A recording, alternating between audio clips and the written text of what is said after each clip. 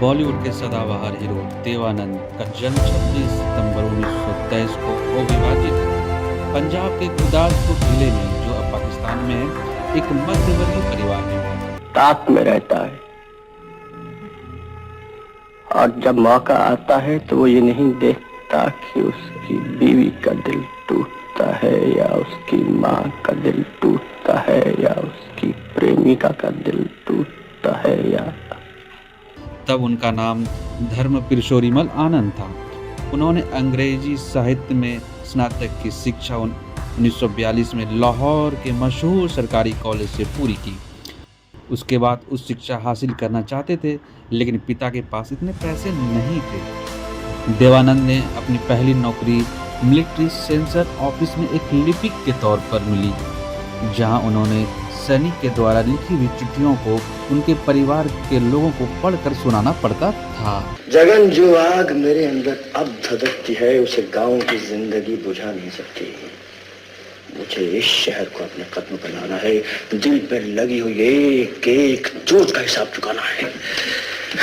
लगभग 1 वर्ष तक मिलिट्री सेंसर में नौकरी करने के बाद और परिवार की कमजोर आर्थिक स्थितियों को देखते हुए वो 30 रुपया जेब में लेकर पिता के मुंबई नाकाम करने की सलाह के विपरीत वो अपने भाई चेतन आनंद के साथ 1943 में मुंबई पहुंच गए। वे भी भारतीय जन नाट्य संघ इप्टा से जुड़ गए। देवानंद और उनके छोटे भाई विजय को फिल्मों में लाने का श्रेय उनके भाई चेतन आनंद को जाता है और गायक बनने का सपना लेकर मुंबई पहुंचे देवानंद अभिनेता बन गए। अभिनेता के रूप में उन्हें पहला ब्रेक 1946 में फिल्म हम एक हैं से मिला, जो फिल्म फ्लॉप रही। फिर वर्ष 1948 में जिद्दी उनकी पहली हिट साबित हुई। सन 1949 में उन्होंने नवकेतन बैनर स्थापित किया और वर्ष 1950 में अप्सर का निर्माण किया, जिसका निर्देशक उनके बड़े भाई चेतन आनंद ने किया। सन 1951 में उनकी बैनर की अगली फिल्म बाजी का निर्देशन उनके दोस्त गुरुदत्त ने किया, जिनसे उसकी किस्मत ही बदल गई। फिर गुरुदत्त निर्देशित जाल में देव ने काम किया। बाद में देवानंद ने अपनी फिल्मों का निर्देशन की जिम्मेदारी छोटे भाई विजय आनंद को सौंप दी।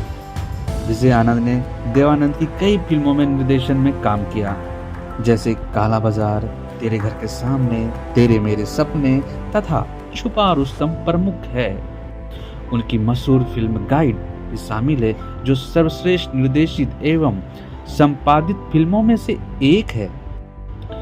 वर्ष 1970 में फिल्म प्रेम पुजारी के साथ उन्होंने निर्देशन के क्षेत्र में कदम रख दिया। हालांकि यह फिल्म बॉक्स ऑफिस पर पूरी तरीके से फ्लॉप साबित रही। इसके बावजूद उन्होंने हिम्मत नहीं हारी। इनके बाद वो वर्ष 1971 में फिल्म हरे रामा हरे कृष्णा का भी निर्देशन किया, जिसमें दम मारो दम गीत ने और ये गाना पूरे देश में धूम मचा दी और सबके जुबान पर ये गाना था, दम मारो दम।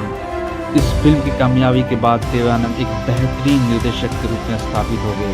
उन्होंने अपनी कई फिल्मों में निर्देशन किया, जैसे हीरा पन्ना, देश परदेश, लूट मार, स्वामी दादा, अव्वल नंबर, मैं 16 वर्ष की, गैंगस्टर और हम नौजवान जैसी कई सुपरहिट फिल्में शामिल हैं। देवानंद ने कई अभिनेत्रियों को पर्दे पर उतारा।